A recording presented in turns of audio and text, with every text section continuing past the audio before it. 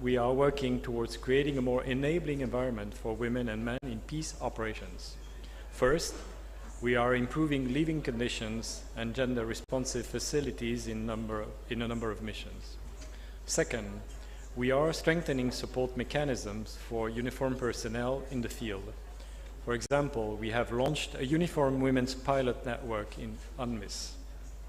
And I believe that this is a kind of critical initiative which helps us detect what more needs to be done, because we need to listen to our colleagues, our female uniformed personnel, so that we hear from them, what we have achieved, but also what remains to be done. This kind of initiative, I believe, will be very important in that regard. And third, we are stepping up our efforts to reduce gender bias through guidance, communication campaigns and training, including a case study handbook on gender, peace and security. Over the coming months, the Department of Peace Operations will review the implementation of the Uniform Gender Parity Strategy to take stock of where we stand and to identify priority areas for accelerating our efforts. We are also currently drafting the first ever global report on gender equality and the status of women in the defense sector. This report will strengthen United Nations support to security sector reform, but will also be an important resource for member states to foster inclusive and effective security sectors by showcasing good practices and offering actionable recommendations. I think that a number of troop contributing countries have already engaged in assessing the state of affairs when it comes to their own national barriers, the barriers that exist in their country to promoting a greater role in women in their defense sector and in peacekeeping. But I would encourage those member states who haven't done so yet to do it, and I would also call their attention on the fact that they can benefit from funding, including from the LC initiative, and I take this opportunity to once again pay tribute to this very important initiative, which has already helped us in many ways, improving facilities and doing many other important things. To make further progress, we as gender-responsive leaders must step up our efforts. We must continue to identify and remove unnecessary obstacles to women's participation in national security institutions and in peacekeeping, support uniformed women's careers, assign women officers to roles and functions based on qualification, training and potential, not on stereotypical assumptions, and enforce a zero-tolerance policy against sexual harassment, discrimination and abuse in our missions. We must continue our political engagement and use of good offices to help advance WPS in the communities we serve, build partnerships with women leaders in their diversity, and advance through our protection efforts women participation in peace and political processes. We must conduct gender-responsive situational awareness together with women leaders at local and national level to improve protection efforts. And finally, we must commit additional resources for WPS implementation, such as gender expertise, to understand how gender roles, norms and power dynamics impact and are shaped by conflict and crisis situation. So at the Department of Peace Operations, we're all committed to continuing working with our troop and police contributing countries to strengthen gender-responsive leadership in our operations. And I invite, indeed I urge all of you, our member states, in the context of this Peacekeeping Ministerial meeting, to commit to tangible pledges on women, peace and security as a collective investment in United Nations peacekeeping and international peace and security. And I thank you for your attention. Thank you.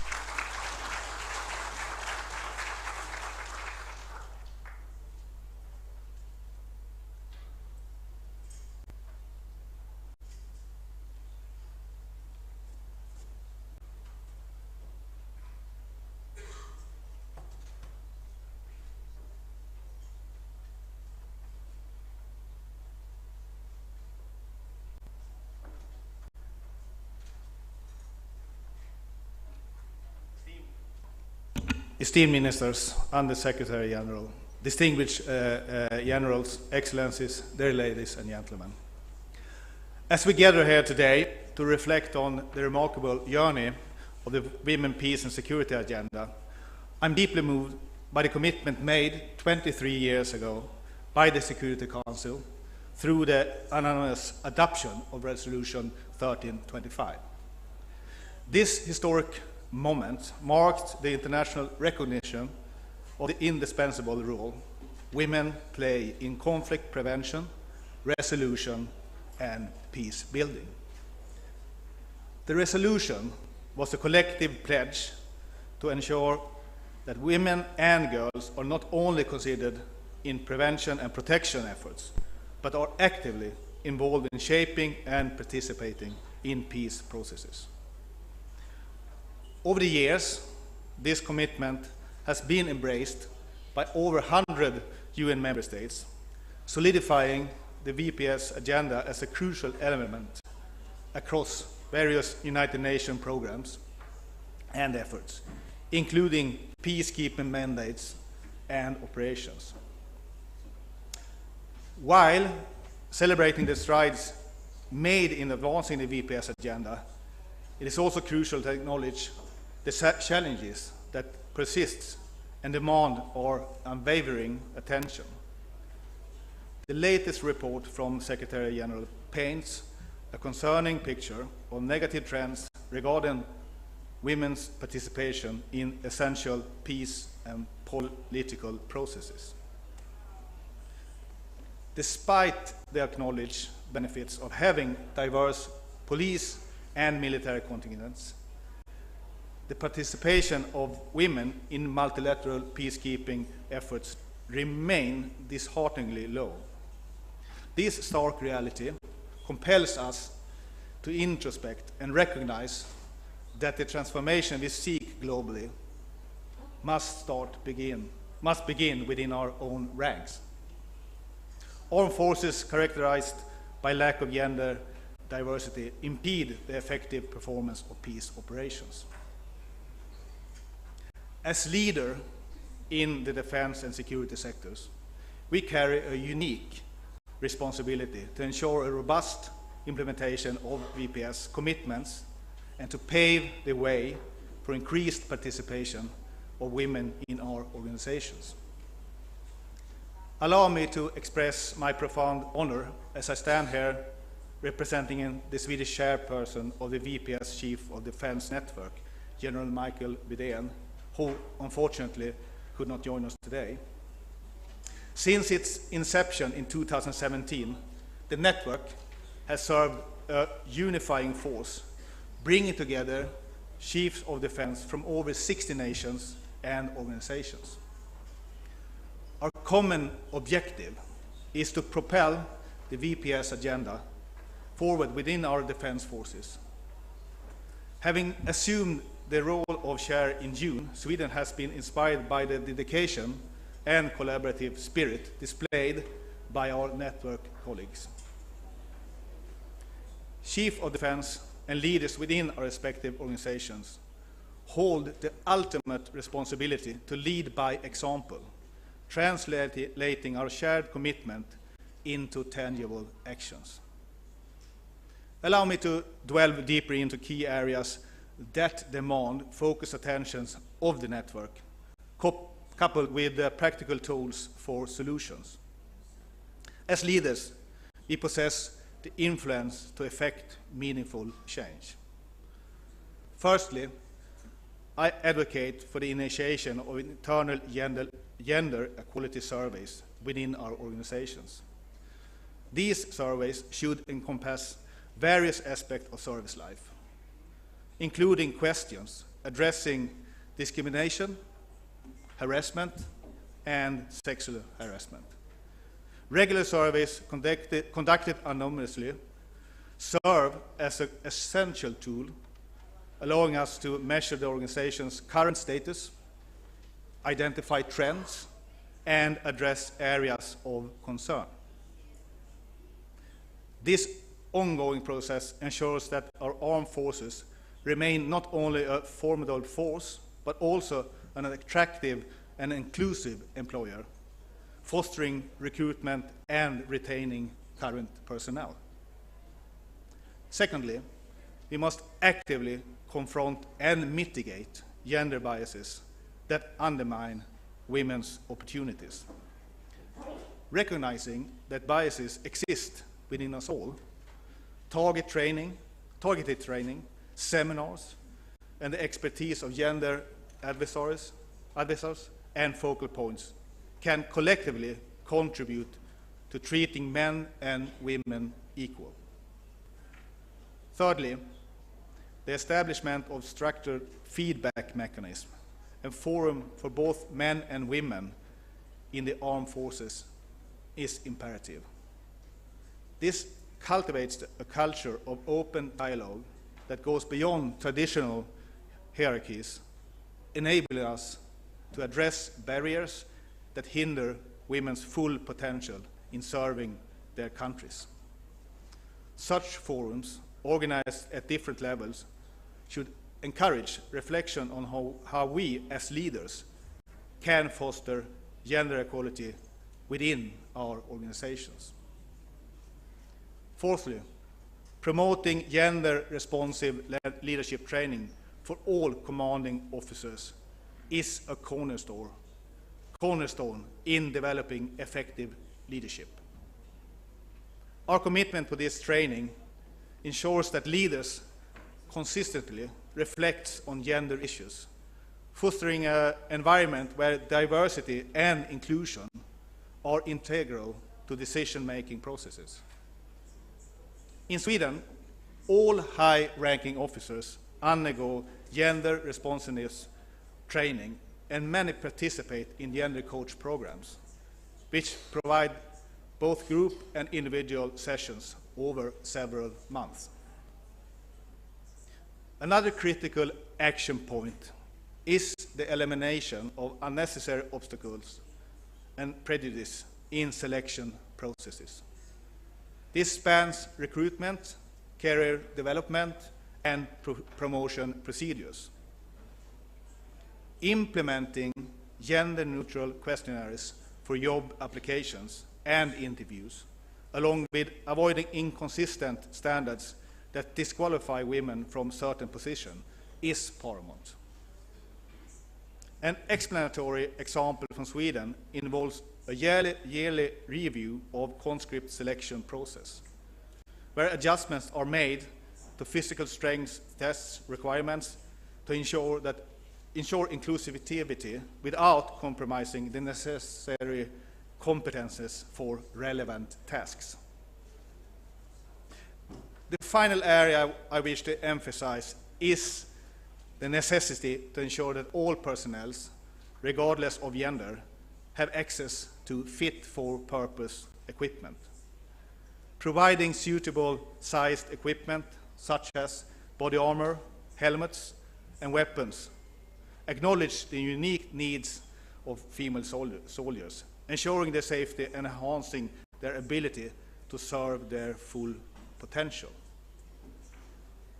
In the coming months, the Executive Committee of the Network, in collaboration with the distinguished colleagues from Bangladesh, Ireland, and Jamaica, will continue to convene, exchanging ideas and best practices to further improve the areas I have outlined. Our aim is to make available tools and resources on the network's homepage accessible to the public to support the integration of gender perspectives and VPS commitments in the military. In closing, I extend my sincere appreciation to the United Nations and Ghana for organizing and hosting this high-level event. My gratitude also goes to my counterparts for their unwavering commitment to the VPS SHOD network. As leaders, we share a particular responsibility to hold each other accountable. Our action must transcend rhetoric, exemplifying a commitment to the diversity and inclusion in the highest echelons of leadership. By doing so, we not only inspire future generation, but also strengthen our organizations by leveraging the unique skills, knowledge, and experiences of every individual. Thank you for your attention, and I'm eagerly anticipating the enriching discussions later on today.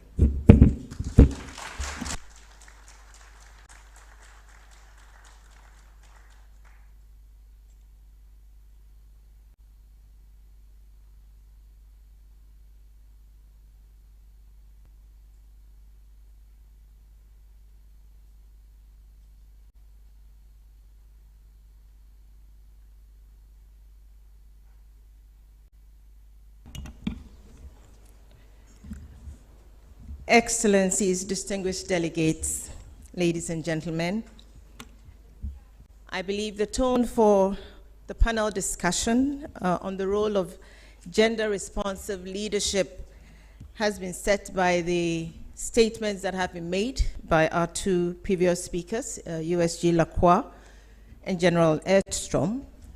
We now will hear from a very distinguished panel who I will be introducing shortly. And on this topic, I hope that we will have the opportunity to hear also in the contributions from the floor the issues that you want to share. This is a platform for knowledge and for peer learning. And I think this unique opportunity of the ministerial should help us along on this very important aspect of peacekeeping, and this is critical for the future of peacekeeping. As highlighted by USG Lacroix, gender-responsive leadership is a critical enabler to achieve transformational outcomes and operational effectiveness.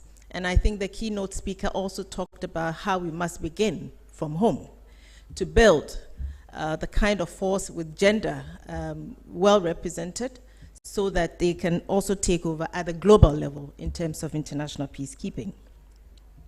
So just to recap the objective of this afternoon's event, the first is to take advantage of this unique platform to first highlight the importance of uniformed and political leadership in this area, focusing on specific actions that leaders can personally take or commitments they can make that can be implemented in military and police settings. Second is to use this platform to promote peer learning and broaden our knowledge of good institutional practices that can enhance the roles and opportunities for women in national military and police to increase their numbers and ensure their full, effective, and meaningful participation in peacekeeping operations. Thirdly, to share the experience and lessons from promoting and implementing gender-responsive operations and the role of leadership in that regard. So from now, I'd like to introduce our panelists and invite them to take their seats on the podium. First, to call on Mr. Norman Chipakupaku, Permanent Secretary of Defense of Zambia. Mr. Chipakupaku has over 30 years work experience in Zambia, UK, and a number of African countries. He is a business management specialist with strong research interests in relationship, marketing, and social enterprises. He has been a strong supporter of the social enterprise model with a strong focus in the revival of cooperative enterprises in Africa. May I invite you, sir, to join me on the podium?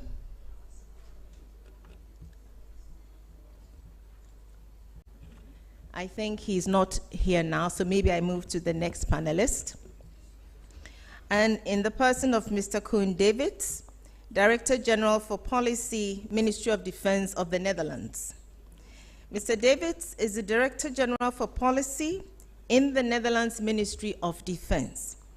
His previous leadership roles include Executive Director at the World Bank Group, Deputy Special Representative of the UN Secretary General in MINUSMA, Director of Multilateral Institutions and Human Rights at the Netherlands Ministry of Foreign Affairs. He's been Director of Peace Building and Stabilization in the Netherlands, the Dutch Special Envoy for Sudan, involved in the Sudan Comprehensive Peace Agreement. He has also served as Acting Deputy Chief of Mission at the Permanent Mission of the Netherlands to the United Nations in New York. Please join me on the podium. Thank you. A round of applause, please.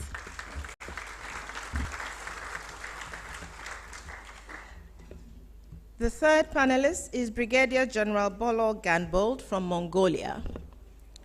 Brigadier Bolo is the first woman to be conferred the rank of a Brigadier General in Mongolia. She currently serves as the head of the Military Training and Education Department of the Mongolian Armed Forces. She has extensive peacekeeping experience, having served in missions in the Central African Republic, Chad, and South Sudan. She has also served as a Peacekeeping Affairs Officer in the Department of Peace Operations. Can we welcome her to the podium? Thank you. Last but not the least, I wish to invite Brigadier General Anita Asma, who is currently the Director General of the Defense Civilian Establishment in the Ghana Armed Forces, where she has served since 1992. Her previous leadership roles include, among many, Director of Higher Education at the Ghana Armed Forces Command and Staff College, and the Deputy Military Secretary at the Ghana Armed Forces General Headquarters. Brigadier General Asma has deployed as a contingent member, a staff officer and liaison officer with UNIFIL, and as a military observer with MONUC and UNMIL. Her last deployment was as the Deputy Force Commander of UNDOF. Can you join us, please?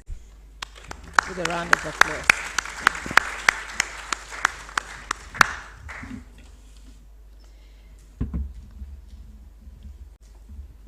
So I want to bid a very warm welcome to our panelists and to thank you for making yourself available. Now, I would like the panelists to address 3 questions in their interventions. First, what is the most impactful action in regard to gender-responsive leadership that your national security institution and you personally have implemented? Next is, as a gender-responsive leader, what is the personal commitment you would like to make for the next 2 years in these areas? And the third question, what are the key actions that your national institution is going to take to support gender-responsive peacekeeping in the next years? And whilst you consider your responses, please also in the examples that you share, we would very much be interested in any references you could make to increasing recruitment, deployment, and meaningful participation of women in peacekeeping, or to ensuring gender-responsive operations that advance gender equality and women, peace, and security agenda in the host countries that the UN supports. So on that note, I would wish to invite our first panelist in the person of Mr. Davids to share his experiences with us. Thank you very much, and I'd really like to thank Sweden and also my former boss, Jean-Pierre, for their leadership on this issue, but also Ghana and Zambia. We were just in another panel for their great contribution of women in peacekeeping. I have a couple of things I'd like to share, but to answer the questions immediately, I think it's incredibly important that we set clear goals. And that we have done in the Netherlands. We have a 30% goal of representation of women by 2030. That sounds low, but it's much higher than we have now. I realized when I was DSRG with MINUSMA, before Action for Peacekeeping, which I think has really made this a priority, whenever there was a contingent visit, I would say you have a national percentage that you're not reaching in your contingent in MINUSMA. Why is that?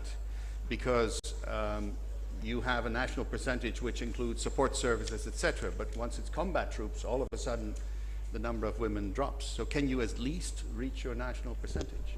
But I think we are setting a clear goal of 30%. We are changing, as along the lines of what the Swedish commander of the armed forces said, we're changing our recruitment procedures, our selection procedures, our promotion procedures, because we also realize we need role models.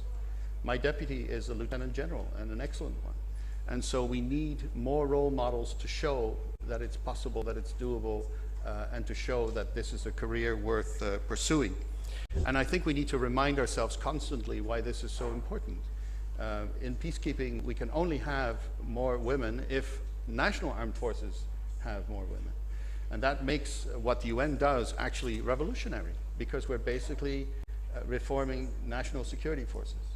And we do this because diverse teams are better teams. We do this also because if we don't have women on the team, we miss out on 50% of the population that we are not in touch with. I saw that firsthand in MINUSMA. So it's incredibly important that we basically take those actions. And I'm reminded of the fact that we are now in the 16 days of action against gender-based violence. Well, if your peacekeeping mission or your armed forces are not gender diverse, they might encourage instead of dissuade violence against women. So it's incredibly important for that reason as well.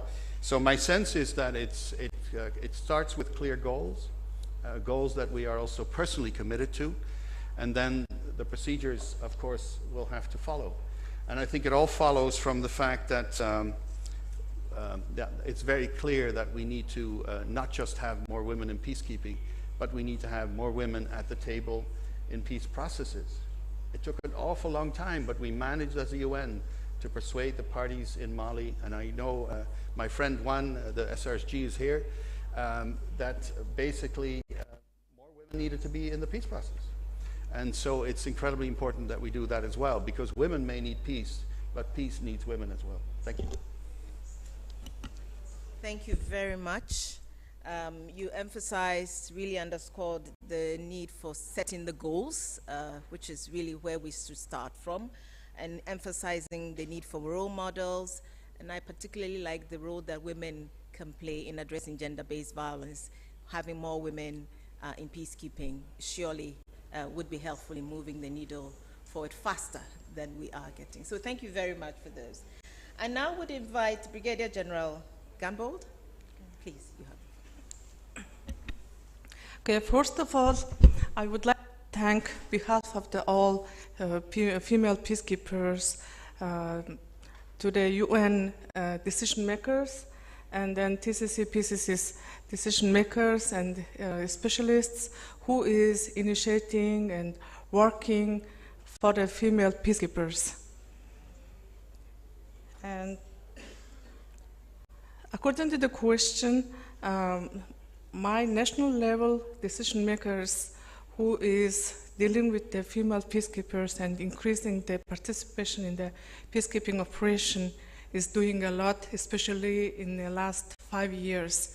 That I want to emphasize because the President-in-Chief in Mongolia, he supported the Female Peacekeepers Conference last year, and then the participation of this conference is more than 29 countries and the 50 female peacekeepers. We were talking about our works, how we can implement our peacekeeping work, and then how we can increasing our meaningful participations. So this is one of the unique opportunity for us to supporting females in the mission. And on the other side, the Mongolia trying to find out our main barriers, what we can do if we can increase the number of the females. But increasing the number is one thing, but the other side is meaningful participation is other thing. So in my country, we have also a limited number of the females in our national recruitment. So according to the policy, they're going to increase the number of the females in our armed forces first, and then the biggest barrier and obstacles for the females is English language. So we also increasing the females who is studying in a language training course. So this is what I emphasize. Thank you very much, Brigadier General Gambold, for sharing your national experience. And I think you stressed the leadership at the very highest level supporting this course, and I think that's important. We need to get that. And on the question of the capacity building, language training, and I believe other areas so that we can enhance the capacity of women to take the next step of moving into international peacekeeping. So that is a good example to share. I'm sure that during the comment stage of this discussion, you may have some further questions coming to you.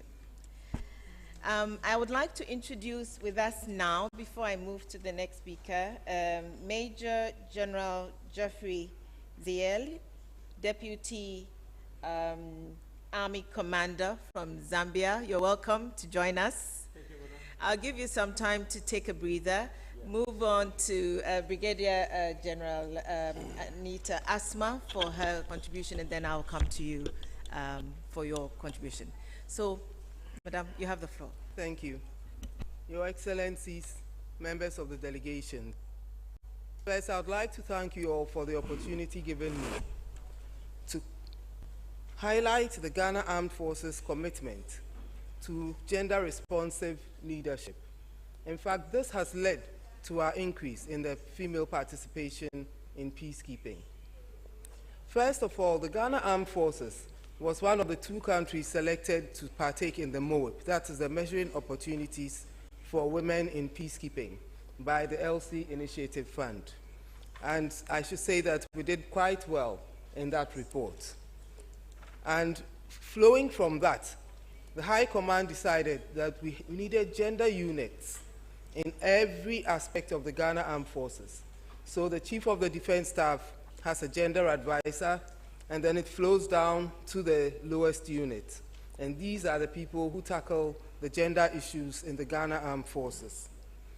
We are currently in the process of finishing our gender policy, which is going to better make the gender mainstreaming agenda good in the Ghana Armed Forces. As of 1992, there were 7 females who were non-medical. This year, we managed to graduate 75 female officers from our military academy, which is a marked increase in our development. On the training aspect, the Ghana Armed Forces make sure that we have equal opportunities where training is concerned. And currently, we have a National College for Defense Studies, and there are 2 female candidates. That is the highest level of training in the military. To further go on to the gender review in the Ghana Armed Forces, we had a review of our Armed Forces regulations to make them more gender-friendly. So every Armed Forces regulation was gone through by committees, and we have streamlined all the gender issues in the Armed Forces regulations. For key appointment holders, the Ghana Armed Forces has managed to make as many women as possible key appointment holders. We have 3 commanding officers. We have a commander of the largest military hospital and the commander of the critical care and emergency hospital. They are all female. And I am a Director General of the Defense Civilian Establishment. In peace support operations, Ghana has far exceeded its expectations. The percentage of females in the Ghana Armed Forces is a little above 17%. And our percentage of females in peace support operations is also 17%. We have engaged female engagement teams in all our missions, and this has gone to enhance our operations because, as you know, in most of the environments that we operate in, we have this constriction where females are needed to make our operations more successful. So our female engagement teams, we have courses for them, and we deploy them in the field. And then I'm proud to say here that Ghana has been able to deploy 3 female deputy force commanders in peace support operations.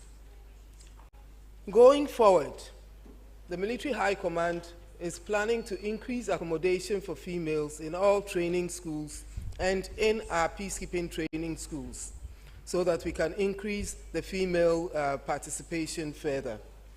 We've started doing cross-training so that females are not just in the stereotyped traditional roles, but are also in combat roles.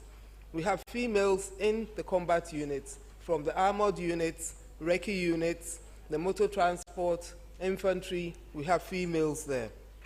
And also we are increasing our drive for recruitment. I personally am engaged in mentoring, educating, and advocating for female inclusion in every aspect of the military. And here I'd like to end. Thank you. Thank you so much, Brigadier General Asma, for sharing in such detail the different levels of engagement to enhance women's participation. I take note with a lot of pleasure that, and pride as well, because I'm Ghanaian, that you have exceeded expectations in terms of the percentage of women that are actually engaged in peacekeeping. 3 deputy force commanders, that's quite an achievement, but we want to see a woman rise to force commander ultimately from this country. So maybe that's a goal that you'll be setting yourself in the next 2 years. But thank you very much for sharing with us. So now I would move to Major General Zieli. Please, you have the floor. Your Excellencies, my senior generals, strategic partners, good afternoon. I have been ambushed, but like we say in the military, I'll fire from the hip. I'll use my experience to participate in this discussion. Zambia has scored highly in this sector in various lines of efforts, administrative, operation, and training regarding women. In operations, we are deployed in the Central African Republic, and we enjoy a 27% of women participation in that operation. We were deployed in 2015, July specifically. The 1st Battalion did not have women, but by the time we had Zamba 2, we had quite a number of women. We were the initiators of the famous female engagement teams. Those who might be aware how Central African Republic is arrayed, there are 3 sectors. Zambia is in Sector East. Sector East shares borders with Chad, Sudan, South Sudan, Congo DR. And you can imagine the strategic environment in the Sector East. We are deployed primarily in the towns of Birao, which is nearest to Chad and Sudan. In the middle, there is Bria, and slightly southeast, there is Ipi.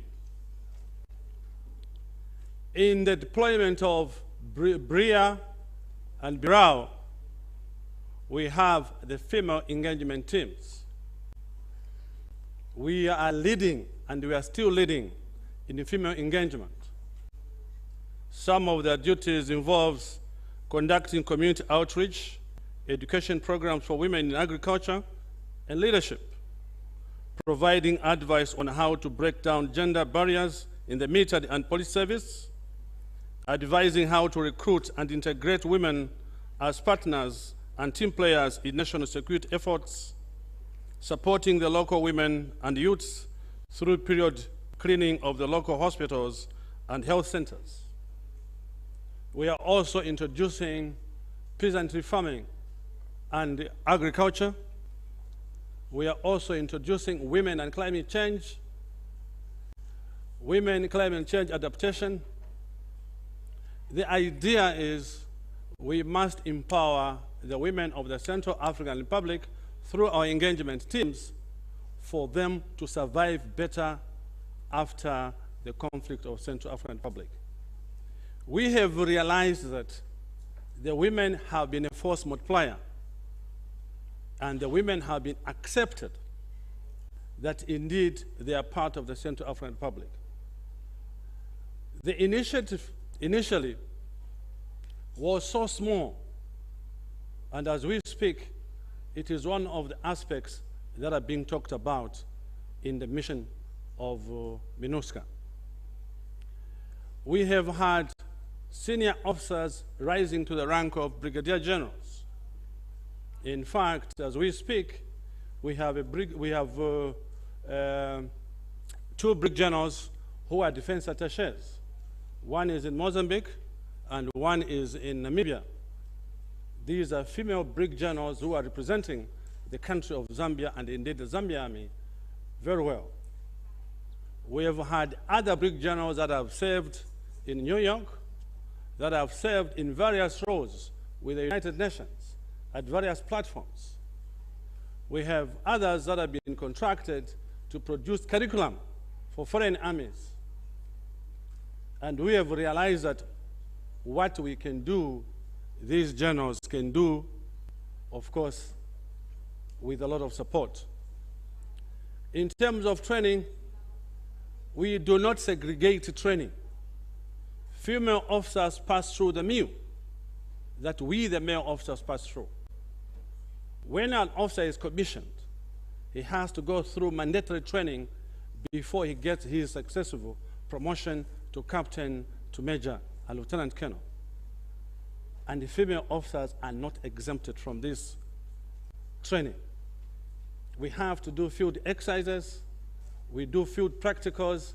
Female officers still participate in this exercise without exemption. We have had female officers serving as directing staff at Staff College. We have female officers serving as deputy directors. Currently, the Deputy Army Secretary at the Ministry of Defense is a female colonel. Therefore, we have placed a lot of value in efforts from our women, and we have continued to support them, so much such that not just the 27% which is in the field, equally in the rear, we have equal efforts and benefits from the women's service. In terms of administration, a lot of female officers have taken up administrative assignment in the core of finance, in the core of computers, in the core of medicals, in the core of catering.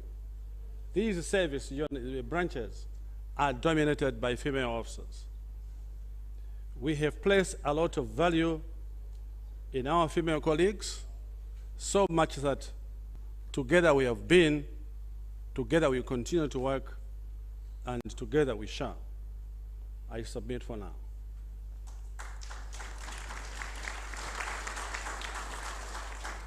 Thank you very much, Major General, for sharing that very impressive record in Zambia, your experience. And as you said, place value on women's participation in peacekeeping in the uniformed services, and going to show diverse teams are better teams, as I think we heard earlier. So thank you very much for that very impressive record. So now I would like to open up the floor for us to hear from participants. We would like to hear your national experiences in terms of what your institutions are doing, as well as your own personal experiences and what you've been doing in this area. The floor is also open for questions to the panelists in those areas that you want to get some more from and reactions to what they may have said. And I would like to caution, in the interest of time, and I know there's a lot of interest in this subject, to limit our contributions to 3 minutes so that we can have a good round and hear from as many of you as possible. So I have already a list, and I want to thank those delegations that have already expressed an interest in taking the floor, and would like to begin by giving the floor to the distinguished representative of the United States. Thank you very much.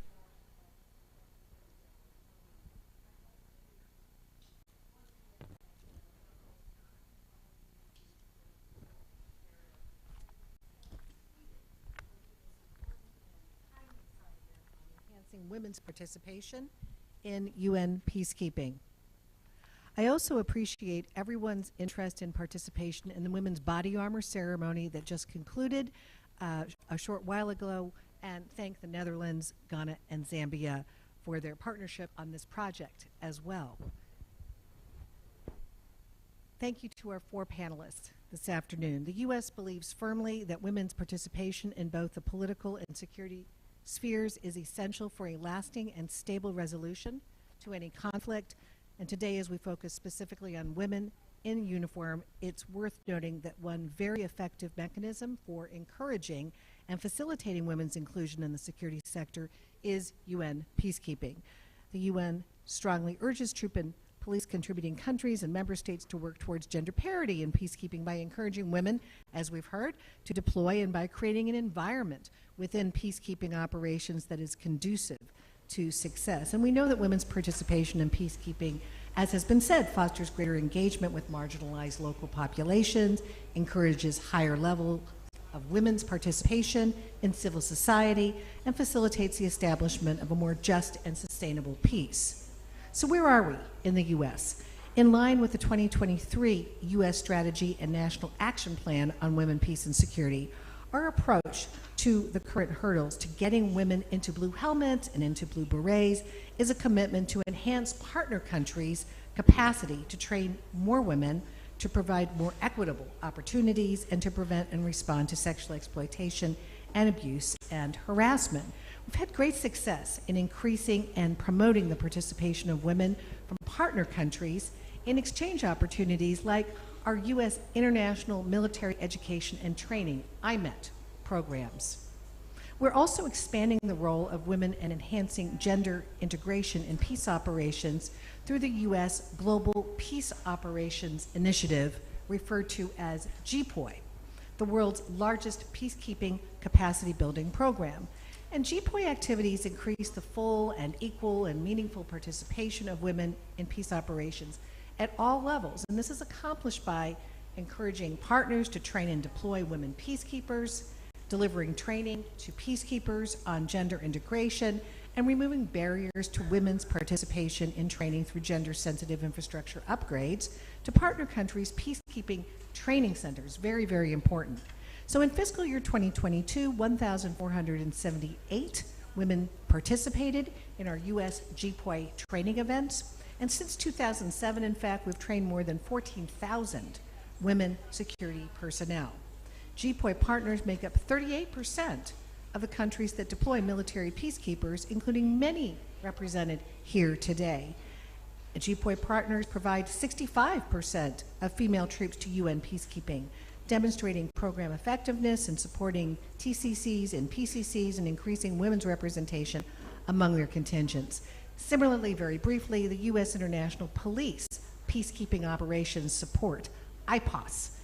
This program promotes gender equality in its training courses and funds travel costs for female police peacekeeping candidates to attend UN-led workshops to increase their competitiveness for selections. So full gender equality, mitigating gender biases, combating harassment and misconduct requires all of our efforts. You have our institutional commitment, you have my personal commitment in the work we do at the State Department, Bureau of International Organizations. I encourage each and every one of us to prioritize these goals, lift these up, leverage our partnerships to achieve them.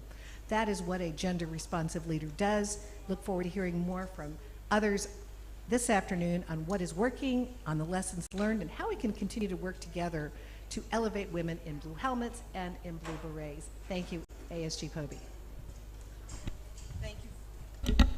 Thank you very much, Ambassador Sisson, for that statement that shared with us what the U.S. is doing. And then, thank you for pledging support, continued support for our work at the UN in this area. Very important. Thank you very much. And I would like to give the floor to the distinguished minister from Bangladesh. Thank you, distinguished moderator, Under Secretary General Lapua, and other colleagues from the UN, distinguished panelists, and Ambassador Sisson and other speakers, Excellencies. I thank Sweden, the current chair of the Chief of Defense Network, for organizing this important side event and for the keynote speech. Bangladesh has impressive success stories in women's empowerment and development under the dynamic leadership of Honorable Prime Minister Sheikh Hasina.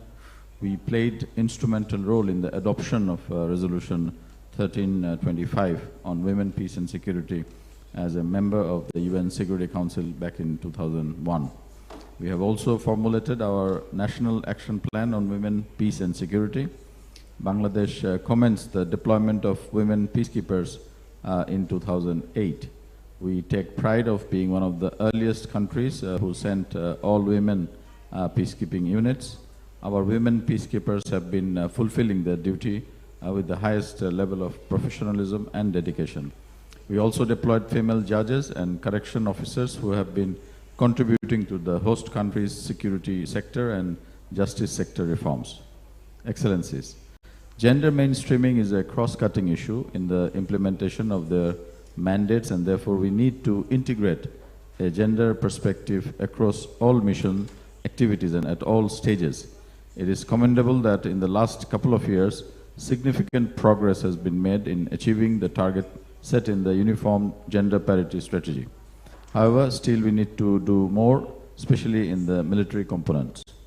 Women's greater role in conflict prevention, mediation, negotiations and peace agreements can create massive awareness and encouragement among women of the local community and can ensure effective community engagements. For these, we need both qualitative and quantitative enhancement of women's participation in peacekeeping. Excellencies, in this ministerial, Bangladesh pledged to arrange training on women, peace and security for the TPCCs in Bangladesh Institute of Peace Support Operation Training, or BIPSOT, in September 2024. We are also part of the ELISA initiative, and in fact, right now, a dorm for women are being constructed in this BIPSOT. Moreover, I would like to reiterate Bangladesh's commitment to send more women in peacekeeping, especially in the leadership positions. I thank you all. Thank you very much, Excellency, and also for the pledge that you've just announced. I would now like to give the floor to the distinguished representative of Norway.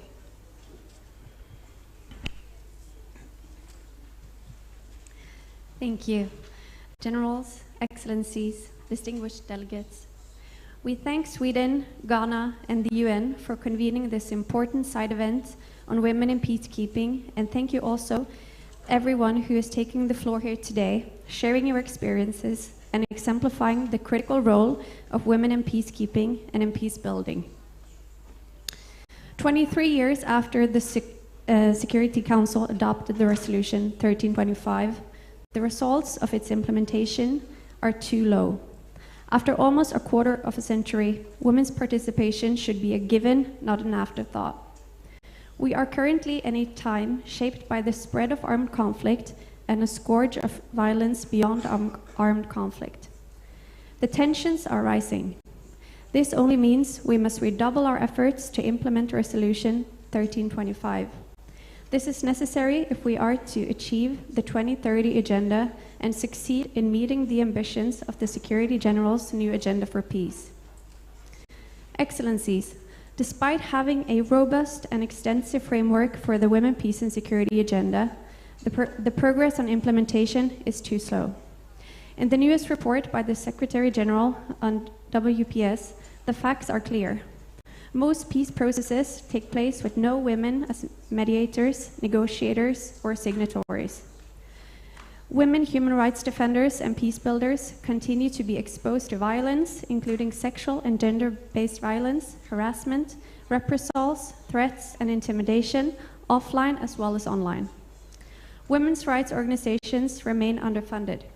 It should alarm us that only 1/3 of the 18 peace agreements negotiated in 2022 included provisions on women and gender equality. This, even though we know that equal and meaningful participation of women at all levels in political and peace-building processes, as well as in peacekeeping, is essential to lasting peace and security. History has taught us that inclusive peace processes are more likely to produce sustainable results. Across the globe, women have successfully contributed to more robust democracies and longer-lasting peace. Excellencies, Norway is a consistent and long-standing advocate for promoting the women, peace and security agenda. In peace processes where we are involved, inclusion of women is a top priority for us. Not only because it is the right thing to do, but because it is the smart thing to do. Women's role in contributing to peace and security at local level continues to be decisive.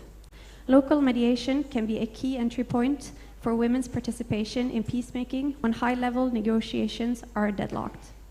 However, we must do more to ensure that these women can participate meaningfully in all political processes. Among the 5 UN-led or co-led peace processes in 2022, women's representation stood at only 16%, down from 19% in 2021 and 23% in 2020. We urged the UN and the international community to take concrete steps towards greater diversity and representation of women in all steps of peace processes.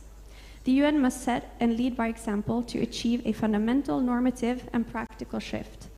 Women's full, equal, and meaningful participation is ultimately about breaking power structures and sustaining peace.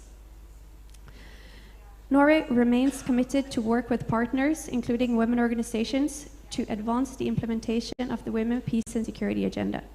In order to increase the number of qualified women in peacekeeping, Norway is aiming to pay for the participation of female officers in our national UN courses, as well as selected courses hosted by partner nations. We must walk the talk. I thank you. I thank the distinguished representative of Norway for her statement and contribution. I now would give the floor to the representative of Australia.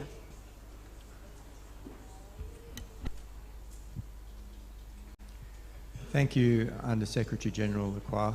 I'd also like to thank Sweden for hosting this event, and I'm honoured to take this opportunity to speak on behalf of Australia. Australia is committed to the full implementation of the Women, Peace and Security Agenda, and proud of the tremendous contribution made by our defence women to peacekeeping. The American civil rights activist Marianne Wright Edelman once said, "You can't be what you can't see." She was referring to the inability of young women to aspire to leadership roles in society in the 1970s and 80s because almost all of them were held by men. Thankfully, those barriers are breaking down, and this conference is an example of the leadership that we're seeing in a military context in nations throughout the world. And more women are being appointed to leadership roles, particularly and including peacekeeping. Major General Cheryl Pearce, who's here with me today, served as Force Commander of the United Nations Peacekeeping Force in Cyprus, the first Australian to hold this position and the UN's second ever female Force Commander. Today she serves as Deputy Chief of the Australian Army, and through her leadership is inspiring the current and future generation of women leaders in defence. Lieutenant General Natasha Fox is the first female Chief of Defence Personnel in Australia. Tanya Munro is the first female Chief Defence Scientist in Australia. and Australia currently has more women serving in the Australian Defence Force than at any other time in our history, with just over 20%. And while this reflects important progress, we know that much more work remains. We see the participation of more Australian women in UN peace operations both as an asset for the Australian Defence Force and as a key to the legitimacy and success of peacekeeping and peace-building efforts. Australia is exceeding the 2022 UN uniformed gender parity target of 20%, with women comprising more than 34% of all Australian staff officers deployed to UN peace operations.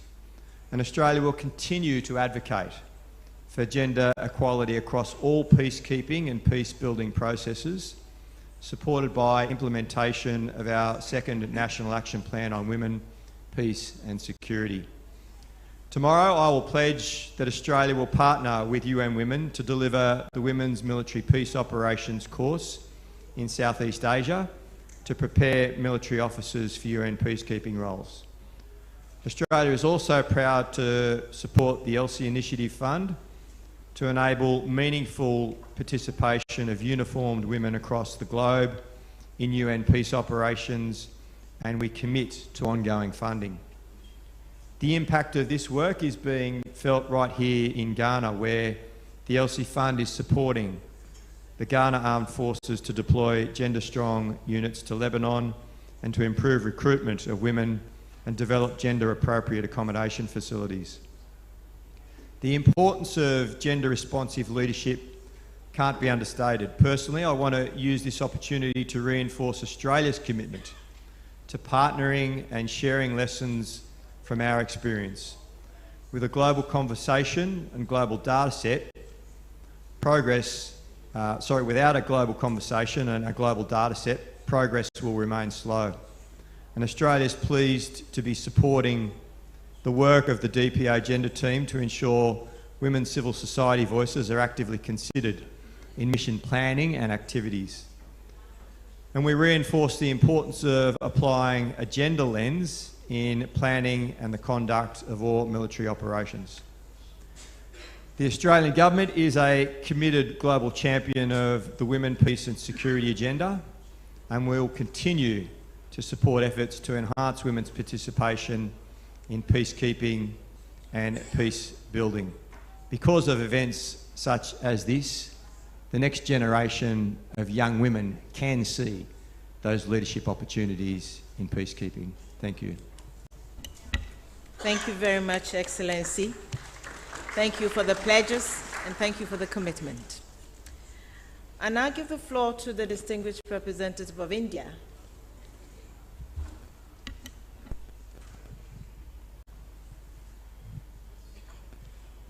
Respected moderator, Under Secretary General Jean-Pierre Lacroix, distinguished delegates, esteemed panelists, ladies and gentlemen. Firstly, thank you very much for giving me the floor for this intervention this afternoon. I thank Ghana for their hosting this ministerial, thoughtful selection of topics, focus areas, and the excellent organization that we've seen so far. I also thank Sweden for championing this very important topic and for the keynote address. I'd like to share a few thoughts about India and women, peacekeeping. India too believes that women need to play a much greater role in peacekeeping. The contribution should not just be quantitative, but as highlighted by the panelists from their personal experience, it should be qualitative as well.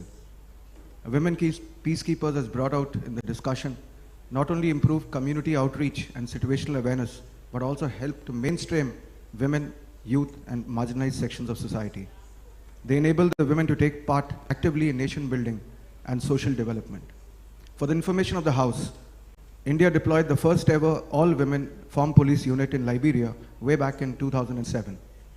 Over the next few years, till 2016, these peacekeepers had the effect of motivating a number of Liberian women to join their own security sector.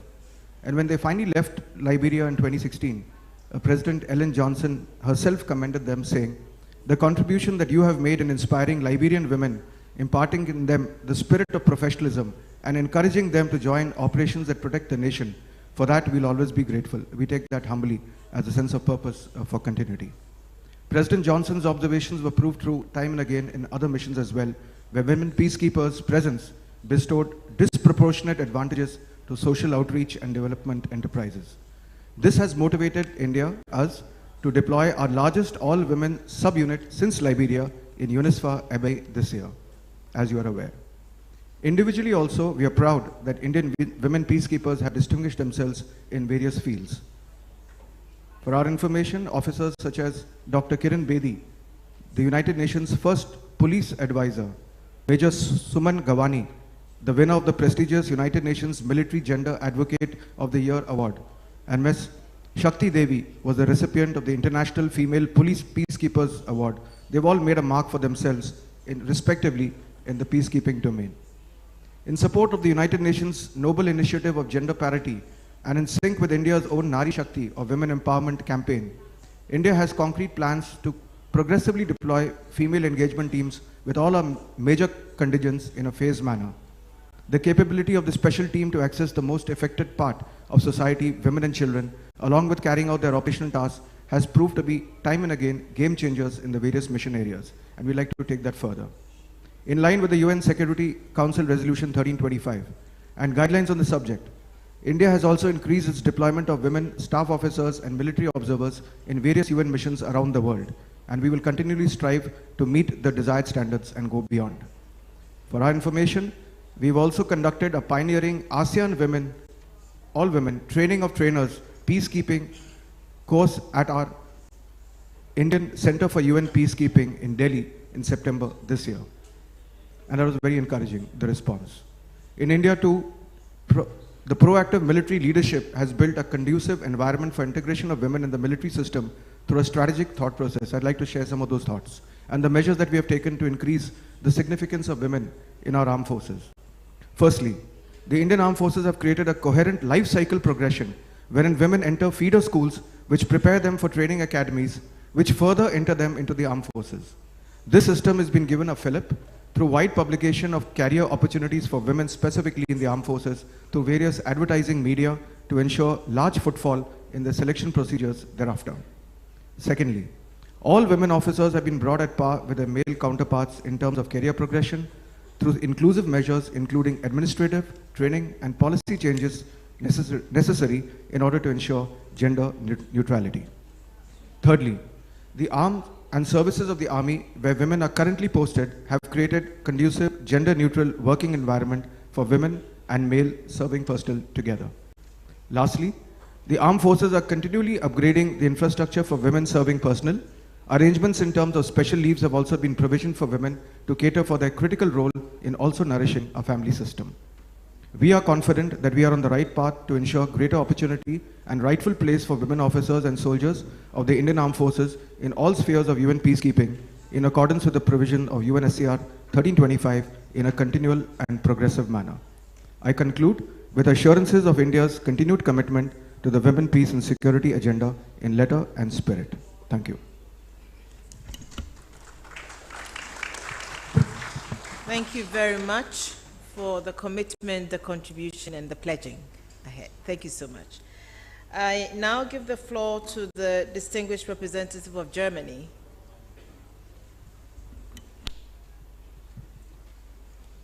Thank you very much. Excellencies, distinguished delegates, ladies and gentlemen, first of all, I would like to thank our host, Ghana, the government of Ghana, for facilitating, and our colleagues from Sweden and the Department of Peace Operations for organizing this important side event to the first United Nations Peacekeeping Ministerial to take place in Africa. Enhancing women's participation in UN peacekeeping is crucial because it will help make peacekeeping operations safer and more efficient. It also resonates with a key focus of Germany's feminist foreign policy that aims to both improve living conditions for women worldwide and empower women as meaningful actors. When it comes to peacekeeping, Germany is an Action for Peacekeeping champion on WPS, highly committed to achieving the goals identified in the Uniform Gender Parity Strategy, mainly the full, equal and meaningful participation of women in UN peace operations. However, it is important to show that this means what that means in concrete terms. This is, after all, why we are here. Make clear where and how we are progressing. Let me give you one example. The German Ministry of Defense has supported a variety of trainings of international women soldiers as military observers. It will continue to invite beneficiaries to the German UN Peacekeeping Training Center, thus supporting the implementation of women military officer courses offered by UN Women and the Department of Peace Operations. Since 2019, Germany has supported the ELSI Initiative Fund, and we applaud the achieved outcomes of this fund. Germany aligns itself with the statement the ELSI contact group has prepared for this year's Peacekeeping Ministerial to be delivered. Also, I would like to highlight the Uniformed Women Peacekeepers Network that the UN Department of Peace Operations is going to pilot in 2 UN peacekeeping missions with our assistance. The first one has just officially been launched in UNMISS, South Sudan. We all know that networking is crucial, and this will be a very simple yet effective way to better promote women within missions. We are very much looking forward to learning about the concrete effects that this measure will have.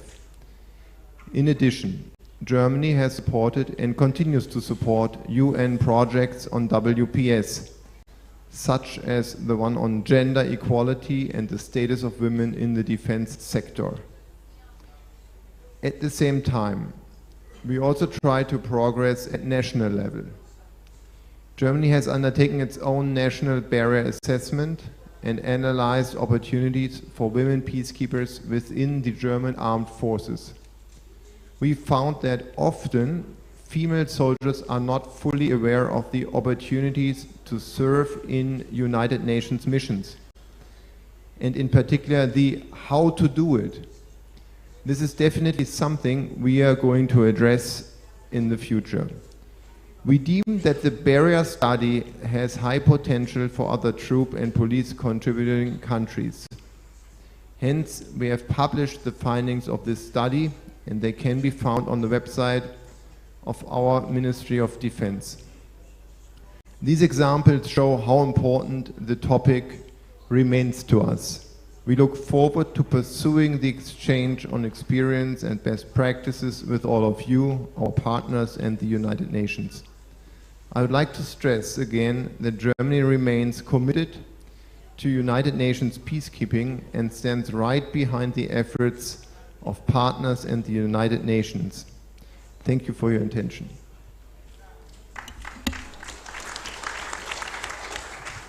I thank the distinguished representative of Germany for the commitment of his country and for the pledges continued support to the Secretariat in peacekeeping.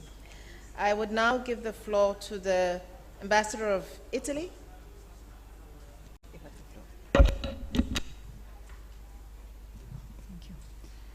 Assistant Secretary General for Africa, Excellencies, distinguished delegates, thank you to Sweden for hosting this side event and to the speakers and the panelists for their most insightful remarks.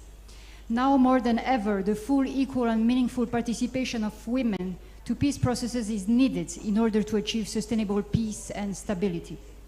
Italy is at the forefront in the promotion of the women, peace and security agenda and actively supports its worldwide implementation.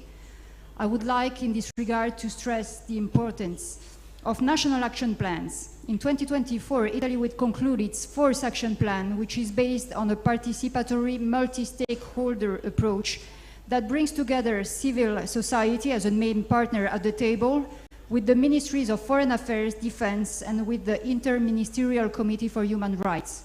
Our next and 5th National Action Plan will begin in 2025, coinciding with the landmark 25th anniversary of Security Council Resolution 1325, a date that we must make a success in our common endeavor for women, peace and security. Among the initiatives that Italy strongly supports, allow me to mention the regional women mediator networks.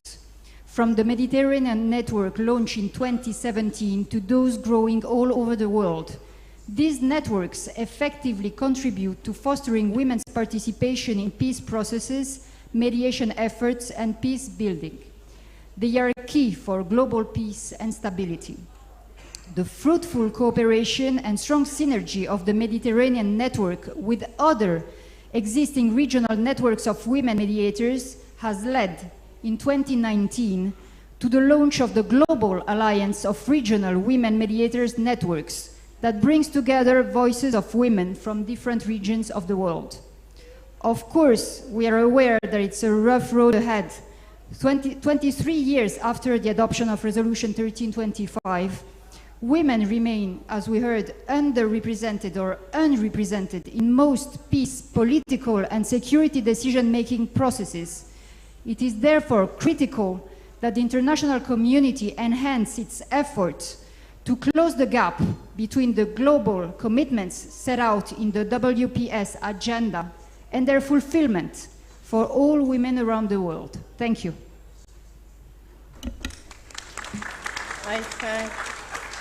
I thank the distinguished ambassador of Italy for her intervention. Thank you very much. I would now give the floor to the distinguished representative of Slovenia. Thank you. Dear organizers, dear speakers, panelists, colleagues, thank you for organizing this very important site event and for an insightful discussion today. Slovenia strongly supports the aspirations of women and girls for their full, equal and meaningful participation. However, a substantial disparity in women's participation in peace processes persists. Tackling these challenges requires dedication of all stakeholders, including the United Nations, but starting with the member states and civil society. Integrating the women, peace and security agenda into action for peacekeeping plus priorities has positively impacted the effectiveness of peacekeeping operations. We emphasize the need for enhanced protection of women and girls through gender-responsive patrols and cooperation between gender teams, military, police, local women groups, and network that have facilitate dialogue. The Women's Peace and Humanitarian Fund, which Slovenia financially strongly supports, is an essential partner in supporting women who do heroic work on the ground to prevent conflicts and accelerate peace. Slovenia has implemented gender mainstreaming measures which reflect its commitment to enhancing the role of women in peacekeeping operations. Some examples include appointing, for instance, an equal opportunities coordinator at the Ministry of Defense of the Republic of Slovenia, whose deputy is always a uniformed member of the Slovenian Armed Forces. Additionally, we have developed a network of gender focal points through the Slovenian Armed Forces structure from the tactical to the strategical level.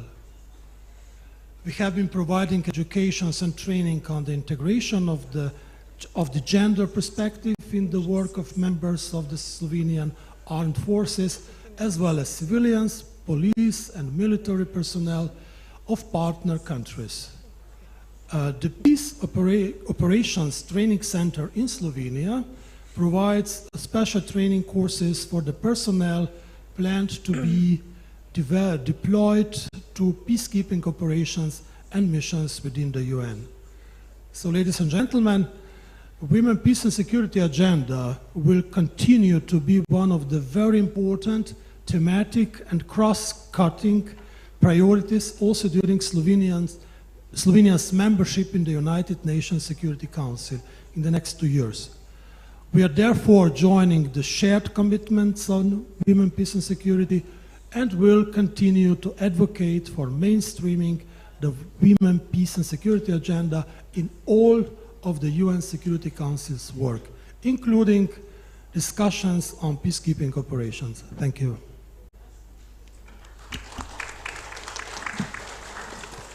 I thank the distinguished representative of Slovenia for his intervention, for the commitment, and also for the support in this cause. I now would give the floor to the distinguished representative of Algeria, the ambassador of Algeria.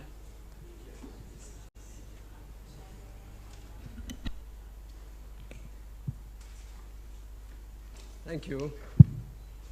Thank you, Madam Assistant Secretary General, for giving me the floor. I would like to deliver my intervention in Arabic language. سيدة مساعدة الأمين العام، معالي الوزراء، سعادة السفراء،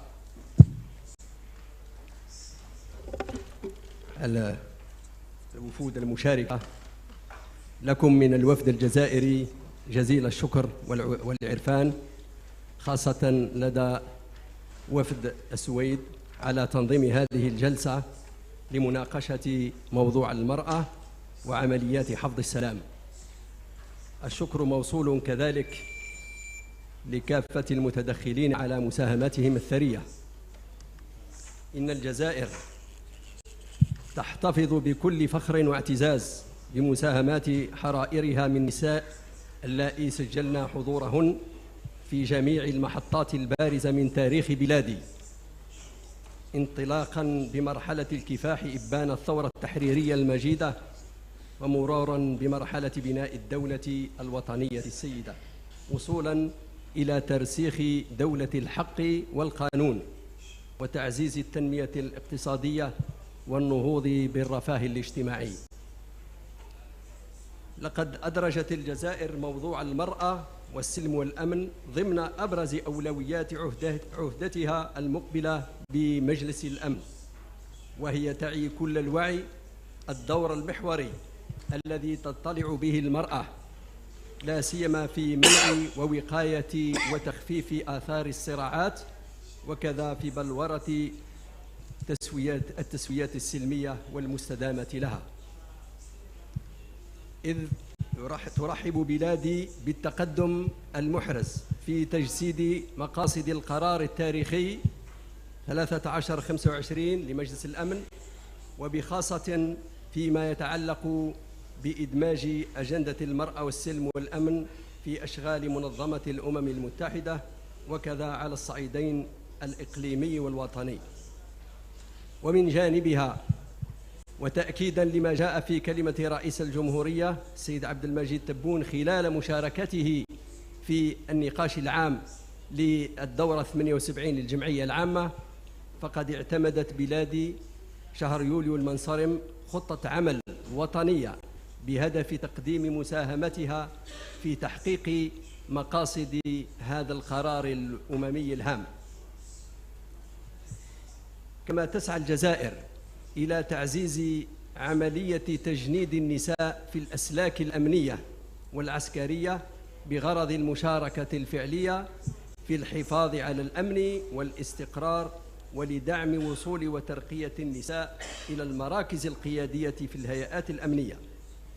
كما تسهر بلادي على رفع الوعي لدى النساء والرجال بأهمية المشاركة المرأة في القطاع الأمني والعسكري وتشجيع انخراطها فيهما، ولتعزيز تواجد المرأة في مختلف الهيئات الوطنية والإقليمية والدولية ذات الصلة بالسلم والأمن الدوليين.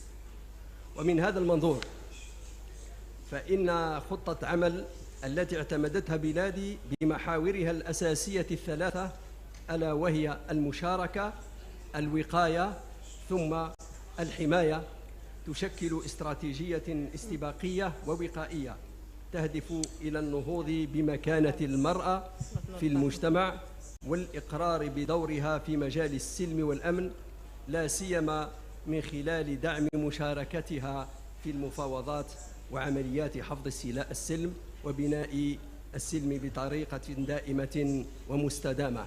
شكرا على إصغائكم.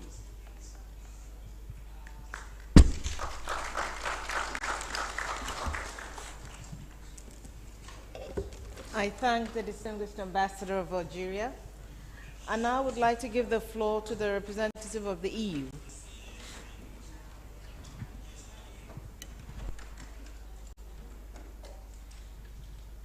Thank you. Assistant Secretary General, Excellencies, honorable delegates, let me start by thanking Sweden and Ghana for their leadership in organizing this conference.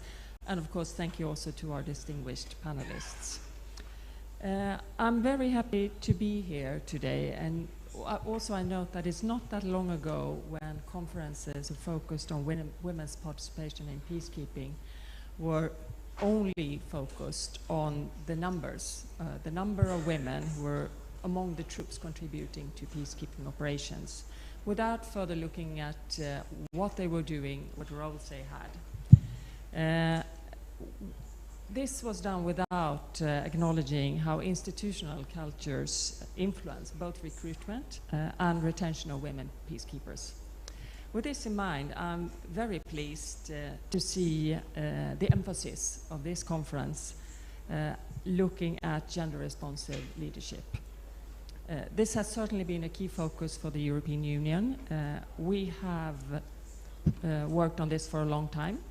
We have put ambitious and comprehensive policies in place. We have developed strategic approaches for women, peace and security, as well as action plans. We have set of conclusions by our 27 member states, highlighting that women's participation is a fundamental component to peace and security, as well as a delivery of the entire women, peace and security agenda. But despite all this, implementation has been slow. Women participation in our common security and defense policy missions have grown and is currently at 28% in the civilian component of it, but still only 7% when it comes to military missions. So the progress has not at all been as fast as we would have hoped. We have been able to integrate gender advisors and experts in our mission structures, yet we noticed that this by itself has not guaranteed that gender is mainstreamed in all our security-related decision-making.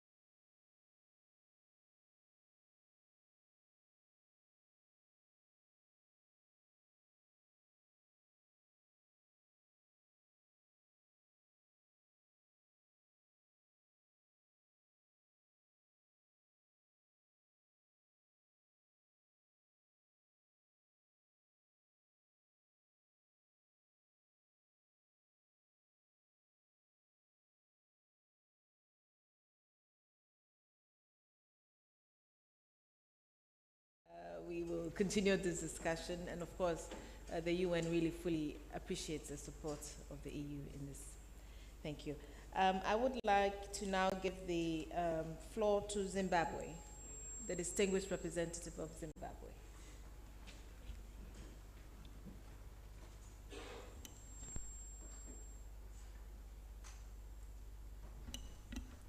I may be missing the representative. In the back, please. You have the floor. I think the microphone.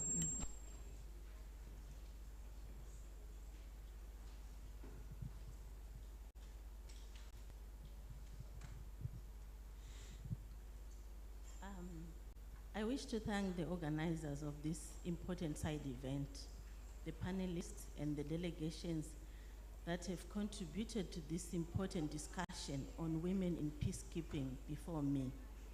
I want to say a few remarks on behalf of the Minister of Defense of Zimbabwe, of the Republic of Zimbabwe, who could not be with us today due to pressing commitments. Zimbabwe is committed to the Women, Peace and Security agenda and women's participation in leadership and decision-making.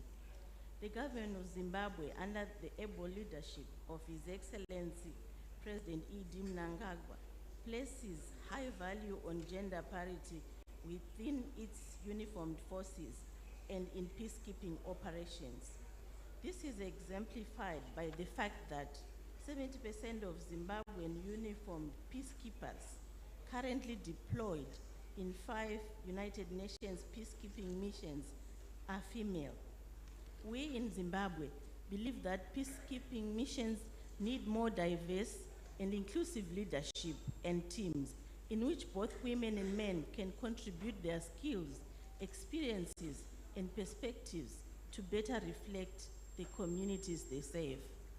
I wish to conclude by assuring the community of nations that Zimbabwe will continue to play an active role in United Nations peacekeeping missions, especially in enhancing effective and meaningful participation of women in peacekeeping operations. I thank you. I thank the distinguished representative of Zimbabwe for her statement, and now wish to call on the civil society representative. She's from South Sudan, Alokir. You have the floor. Thank you. Good evening. I would like, first of all, to say thank you for the invitation for the civil society to be part of this ministerial meeting. And also at the same time, I'm happy to be part of this side event and to intervene with how far I look into the discussions which had been already reflected by the panelists, and also it will be good to share together part of our reflection in civil society from South Sudan. So, and to see how the gender responsive leadership will look into some of our remarks in this regard. First, it is important that we support the gender responsive security sector reforms as members of civil society. For example, in my capacity with organizations led by women in South Sudan, we also advocate that the civil society in South Sudan needs more women participation in security sector, and because we are not visibly there in security sector. At the same time, our engagement with the committees of the security management, some of us got the opportunity after the peace agreement where women had managed to be part of these committees.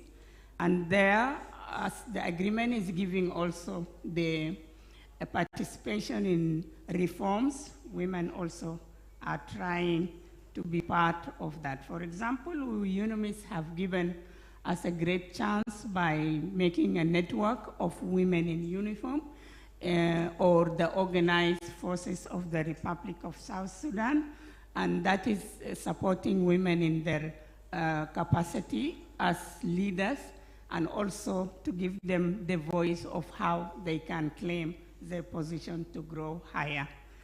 Secondly, we believe peacekeeping also play a vital role in the creation of safe protection or protective environment where women can also serve at the community level. And it is important that the priorities of the protection of the needs of women and girls informing the protection effort of military operation at this regard.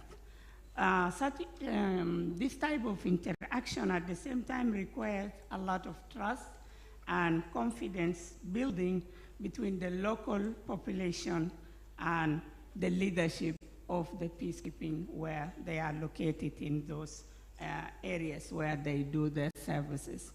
At the same time, women of the civil society organization group also considered a partner in early warning, information, analysis, which they can also provide.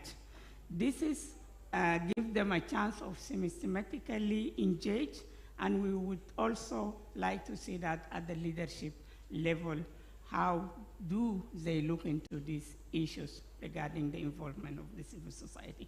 So I would like to hear the reflections and the role the leadership can do in how we engage women of the civil society sector in this regard. And I think this is my intervention, and thank you so much.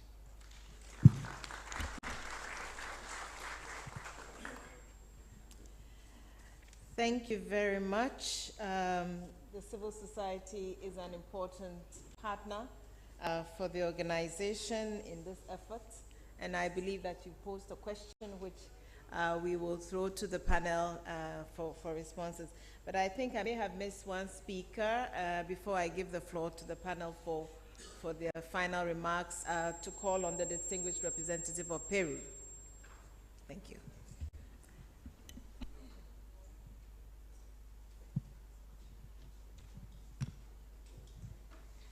Excellencies, I would like to thank Ghana for hosting this ministerial meeting, and to the UN and to Sweden to host these side events on women in peacekeeping. Thank you very much also to the panelists and to the moderator. Thank you for giving me the floor. Now I will switch to Spanish, if you allow me.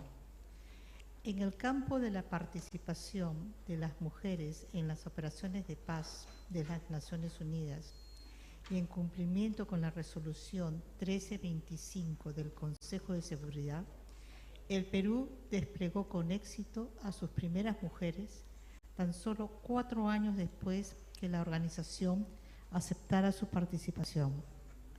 Desde entonces, las mujeres militares del Perú han estado participando en las misiones de paz como expertas de misión, oficiales de Estado Mayor y miembros de los contingentes. En ese marco, el Perú viene cumpliendo satisfactoriamente con la estrategia de paridad de género para el personal militar y policial, lanzada por Naciones Unidas en el 2018, que constituye un punto de referencia relevante para nuestras políticas sobre la participación de las mujeres en las misiones de paz de las Naciones Unidas.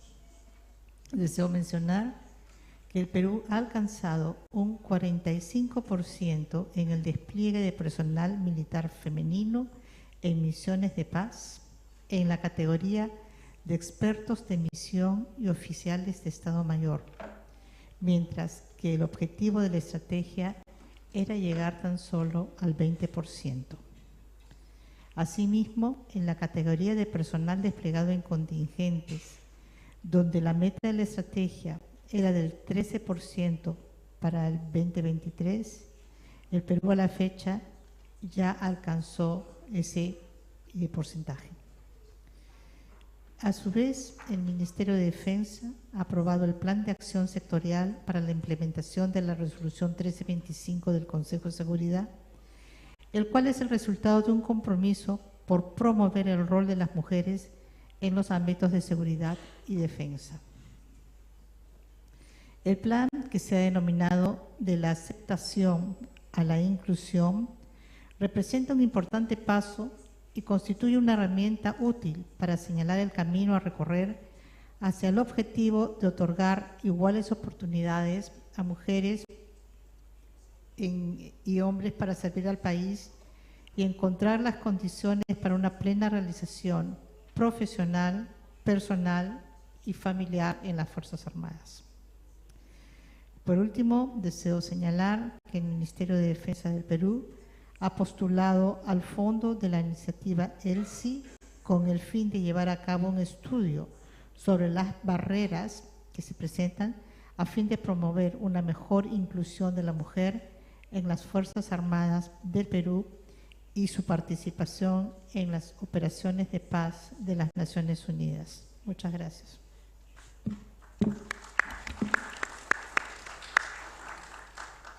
Thank you very much, Madam Ambassador, for your statement. I would now want to turn to the panel. I know a lot of rich discussions in terms of the interventions that we've heard, and I think there was one question that came from Alok here. So probably I'll give you a couple of minutes each in view of the time constraints to share with us in any particular order that you want to go. So I don't know, who would want to start? Reverse order, maybe to start from Major General. She was asking about how civil society engagement is being taken, from your experience, how you've engaged with civil society in addressing some of the barriers to women's participation in key political decisions, in mediation, in all the gamut of activities that go into peacemaking and peacekeeping and peace building. Did I get to try? Good. Thank you, Madam Moderator. In our context, we are the ones that have reached out to the civil society in order to share their diverse experience on how it can benefit the women in uniform. For example, we have a training center where we conduct pre-deployment training before we deploy the troops in the mission. We invite the civil society because they've got an international exposure. They see the international peace and security through a different prism than at the tactical level. So they come over to come and share the experiences from the global perspective up to the tactical level.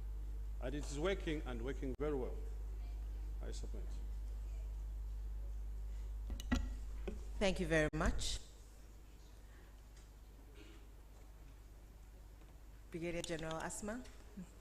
I would like to look at it from the, from the peacekeeping aspect. The engagement of the female engagement teams in the field. They operate with the civil society organizations which help them, the women in those societies, to address issues that they could not have otherwise addressed. Because traditionally, peacekeeping is a male-dominated environment, and in certain societies, women are not supposed to associate with men. So when we engage the female engagement teams in the fields, they are the ones who engage these women and get them to be a part of the decision-making process. Thank you. Thank you very much. Major General Balor, you wish to make a comment? Almost the same experience with the Lieutenant General. And we also have the Peacekeeping Training Center. And then before we're sending our troops, and then this pre-deployment training is including the civil society members. And then we have some training from them and how we can communicate it with the local people, and then what we can conduct with them. So that is our experience, what we had. Thank you very much. Mr. Davids? Thank you. Maybe before I go to the question, just because you also asked for a response to the debate, and I thought it was a very good discussion, and I feel a lot of consensus in the room about what we want to achieve and why we want to achieve it. And I hear a lot of good ideas on the how, for instance, from my fellow panelists that I'd like to follow up on, because I think we all need a bit of help and all need a bit of a push to make even further progress. In terms of an answer to the question, I have a Dutch answer and a UN answer. When I worked in Mali, we basically organized regional and, in the end, national 1325 dialogues with civil society. Brought the government there, civil society, UN agencies, and that was a very good platform to basically raise the profile of what women had to offer in peace processes. And also WANEP, which has a regional role in this region, was a very useful organization in bringing that to bear, and that led actually to an improvement of the numbers of women represented in the fora for the peace process. It wasn't revolutionary, but it really did have an impact. And from the Dutch side, we provided an ISR company to MINUSMA, and there it was very important, first of all, to train in terms of being open to the local population, getting out of your vehicles, talking to people, and the composition, of course, of the teams. I think it's been stressed here. That was incredibly important in order to be able to access, and that was also important whenever we had human rights missions within MINUSMA, that the composition of the team was such that you were able to talk to everybody. Thank you very, very much. So on that note, let me first of all say that it's been such a rich discussion. I'm not sure I'm going to be able to sum anything up, but just to say that what I get from this is that much has been done, but more needs to be done in the area of women in peacekeeping and also in implementation of the Women, Peace and Security agenda. Time is critical, this is urgent, and we have to all sort of get on board with this, support each other, where we can learn from each other through peer learning, exchange of knowledge, best practices. Clearly, national leadership is required, commitment is required, is key, advocacy plays a key role, capacity building, continued networking, such as we have within the framework of the Chiefs of Defense Network, and then addressing barriers to women's participation through efforts such as the LC initiative. I've heard that mentioned a few times in this meeting. I think these are all ways that need to come together. And I hope that those pledges that have been made, yes, we want to see more happen in the course of the year until the next Peacekeeping Ministerial, where we'll hear of even better outcomes to our joint efforts. So thank you very much for participating. Thank you to our panelists. Can we give them a round of applause? Thank you so much. And at this stage, I think we have closing remarks, which will be delivered first by Pam Damoff, Parliamentary Secretary to the Minister of Foreign Affairs of Canada, to be followed by the Honorable Kofi Amankwa Menu, Deputy Defense Minister of the Republic of Ghana. So on that note, maybe we would leave the podium, and then we will invite the two to take the next stage. Thank you very much.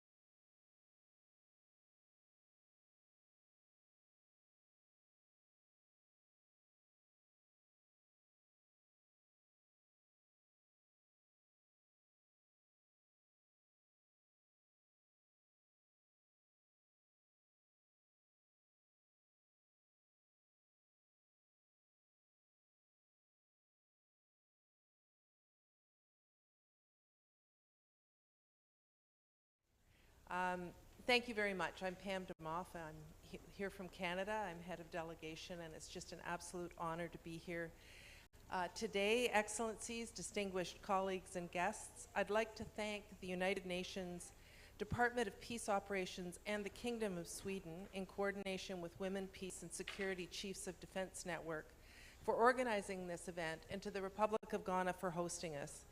It was an honor to be with you to learn more about the role of gender-responsive leaders in peacekeeping from such a remarkable group of speakers and panelists. Your insights and perspectives are vital to advancing lasting change. I'd also like to express Canada's heartfelt thanks to the Republic of Ghana for prioritizing the advancement of women in peace and security and the meaningful participation of women in peace operations through the year-long preparations leading up to and including this ministerial. Ghana is not only a valued partner for Canada in our work together on the ELSI initiative for women in peace operations, but also an example of an exceptional commitment to our shared goal to see uniformed women represented substantially across ranks and functions, including in non-traditional roles and positions of authority, assignments that correspond to their experience and training, and a barrier-free professional culture where there is parity in deployment conditions. It was Canada's honor to co-host the Dhaka Peacekeeping Ministerial Preparatory Meeting on Women in Peacekeeping with Bangladesh and Uruguay in June of this year. That meeting brought together the United Nations, including Mr. Jean-Pierre Lacroix, Undersecretary General for Peace Operations, who's here today, member states, think tanks, academia, and peacekeepers to discuss and address the opportunities and barriers to the meaningful participation of women in peacekeeping. A key session of the preparatory meeting was on gender-responsive leadership, which we are pleased to see continued at this side event of the Peacekeeping Ministerial meeting here today. No one country has all the answers, but throughout the Peacekeeping Ministerial and its preparatory process, Canada has been encouraged to hear concrete and tangible examples of how we can invest in gender-responsive leadership, create workplaces that proactively fight discrimination, harassment, and abuse, strengthen systems of accountability, and dismantle obstacles together. Earlier, I mentioned the ELSI initiative. I encourage you to take a look outside at the gender-responsive camp model that's been assembled out there. So for those of you who don't know, Elsie McGill was known as the Queen of the Hurricanes. She was a Canadian and the first woman in the world to earn an aeronautical engineering degree, and did much to make Canada a powerhouse of aircraft construction. She was a champion of gender equality in an industry that had up to that point been entirely dominated by men. The ELSI initiative carries forward her legacy by increasing the meaningful participation of women serving in the police and in the military. Over the years, Canada and partners have made great progress towards advancing women's meaningful participation in UN peace operations, but there's much more work to be done to identify and address barriers, including in areas such as gender-responsive leadership. To this end, Canada, under the ELSI initiative, continues to support and promote gender-responsive leadership through advocacy, programming, and research funding. In fact, as part of its pledges at this Peacekeeping Ministerial meeting, Canada is funding a comprehensive research project by the Stimson Centre on conceptualizing and fostering gender-responsive leadership throughout UN peace operations.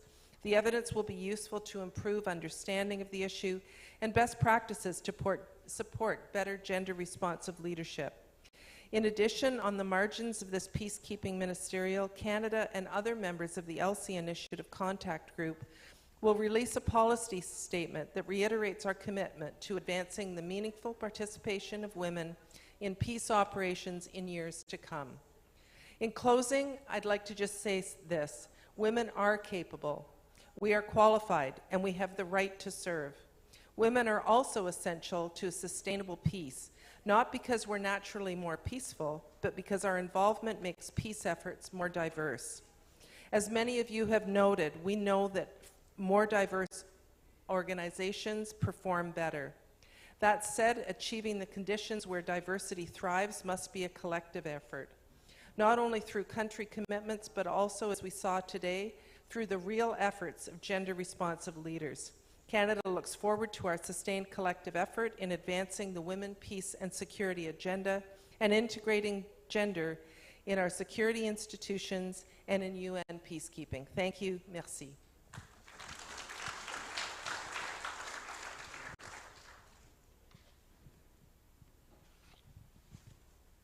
Excellencies, distinguished guests, ladies and gentlemen, it is with utmost humility and privilege that I stand before you as the Deputy Minister of Defense of Ghana, representing our great nation at this esteemed United Nations Ministerial Conference held here in Accra. Today, we gather to discuss global peacekeeping efforts and additionally to shine a spotlight on the exceptional contributions made by Ghanaian women in peacekeeping. This is a significant moment of pride for our nation, showcasing the progress we have made in achieving gender equality and promoting peace. In recent years, Ghana has emerged as a steadfast partner in international peacekeeping efforts. Our commitment to maintaining peace and security across the globe has made us one of the largest contributors of troops to the United Nations peacekeeping missions, with thousands of our brave women and men serving in hotspots around the world. However, today, I want to specifically highlight the incredible role played by Ghanaian women in these peacekeeping missions.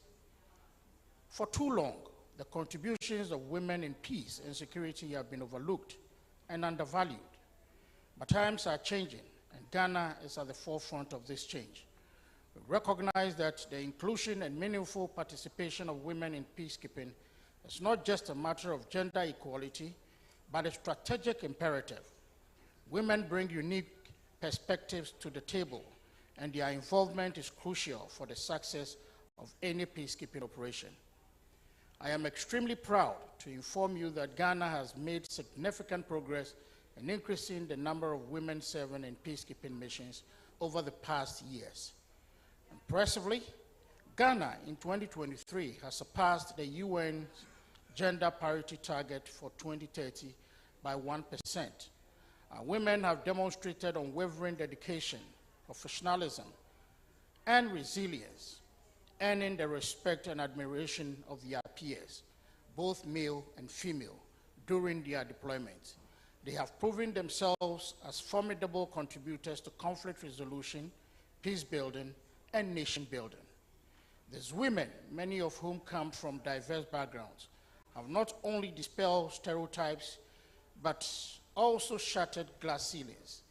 They have shown the world that Ghanaian women are just as capable, courageous, and compassionate as their male counterparts. Their commitment in addressing the specific needs of vulnerable populations, particularly women and children affected by conflict, has been instrumental in fostering trust, promoting human rights, and building lasting peace. Furthermore, Ghana has taken significant steps towards gender mainstreaming within its armed forces. We have implemented policies and programs that provide equal opportunities for women to serve in all military branches. While we acknowledge that there is still work to be done, we are proud of the achievements we have made so far. We are determined to continue empowering our women through training, mentorship, and leadership development, ensuring their voices are heard not just on the battlefield, but also within decision-making processes. However, it is important to recognize that the progress we have made in Ghana is not solely our accomplishment. It is the result of global partnerships, international solidarity, and the support we have received from the United Nations and the ELC initiative. We express our deep appreciation for the UN's continuous efforts to enhance women's participation in peacekeeping, including the implementation of the Uniform Gender Parity Strategy by 2028. We also call upon the international community to provide the technical and financial assistance required to catalyze change and enable more women to actively contribute to peace and security. To conclude, ladies and gentlemen, Ghana commends the United Nations for creating this important platform to acknowledge and celebrate the remarkable contributions of women in peacekeeping. We stand firm in our commitment to gender equality, the empowerment of women, and the promotion of sustainable peace. Let us continue to work together, hand in hand, towards a future where women's invaluable contributions to peacekeeping are recognized, appreciated, and applauded by all. Thank you, and may our combined endeavors guide us towards a world that is both peaceful and equitable. Thank you. Ladies and gentlemen, a round of applause for all our speakers. And to you yourselves, congratulations, you've made it to the end of day one. On a lighter note, while answering the question on gender mainstreaming a few years ago, the late President Robert Mugabe of Zimbabwe answered by likening it to a marriage, choosing between a woman who is terminally pretty and one who knows how to cook. So I asked him, of the two, which will he choose? He looked at me and said, young man, that's a very stupid question. You should know in Africa, beauty doesn't last, but hunger can last forever. And so on this note, it's a good time to pause for dinner. Dinner will take place at the Dome outside. For all of you who have your invitation, yours is the extreme left door, and all others will use the right. I'll see you shortly.